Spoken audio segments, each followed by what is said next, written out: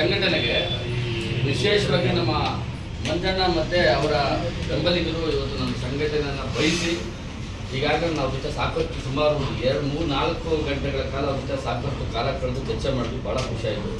ನಾನು ಅವ್ರಿಗೆ ಏನು ಅವಕಾಶ ಮಾಡ್ಕೊಳ್ಳೋಷ್ಟು ದೊಡ್ಡ ಮನುಷ್ಯ ಅಂತೂ ನಾನಲ್ಲ. ಏನು ಮಾಡಬೇಕು ಅಂತ ಗೊತ್ತಾಗದೆ ಬಹುಶಃ ಅವ್ರಿಗೆ ಬಿಟ್ಕೊಟ್ವಿ. ಅಂದರೆ ನೀವು ಏನು ತೀರ್ಮಾನ ತಗೊಳ್ತೀರಿ ಅದಕ್ಕೆ ನಮ್ಮ ಎಂಟೈರ್ ಸಂಘಟನೆ ತಮಗೆ ಬದ್ಧವಾಗಿದೆ ಅಂತ ಹೇಳೋ ಮುಖಾಂತರ ಅವ್ರಿಗೆ ಬಿಟ್ಕೊಟ್ವಿ. ಬಿಟ್ಕೊಟ್ಟಾದ್ಮೇಲೆ ಅವರು ಕೂಡ ಅದನ್ನು ಒಪ್ಕೊಳ್ಳಿಲ್ಲ.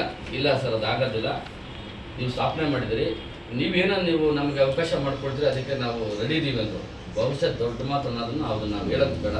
ನಿಮಗೆ ಯಾವ ತೀರ್ಮಾನ ಮಾಡ್ಕೋಬೇಕು ಅನ್ನೋದು ನಮಗೆ ಗೊತ್ತಾಗ್ತಿಲ್ಲ. ಹಾಗಾಗಿ ಈ ಒಂದು ಸಂಘಟನೆಗೆ ನನಗೆ ಮತ್ತು ನಮ್ಮ ಸಂಘಟನೆಗೆ ಒಬ್ಬ ಸಲಹೆಗಾರರು ನೋಡಿ, ಇವರು ಡಾಕ್ಟರ್ ಮೋಹನ್ ಕುಮಾರ್ ಸರ್ ಅಂತ ಒಬ್ಬ ತಹಶೀಲ್ದಾರು ಹುದ್ದೆಯಲ್ಲಿ ಇರ್ತಕ್ಕಂಥ ಅವರು ಸ್ವಯಂ ನಿವೃತ್ತಿ ಹೊಂದ್ಕೊಂಡು ಇವತ್ತು ನಮ್ಮ ಸಂಘಟನೆಗೆ ನನಗೆ ಭಾಳಷ್ಟು ಒಂದು ಸಲಹೆ, ಯಾಕಂದರೆ ಭಾಳ ಹಿರಿಯರು.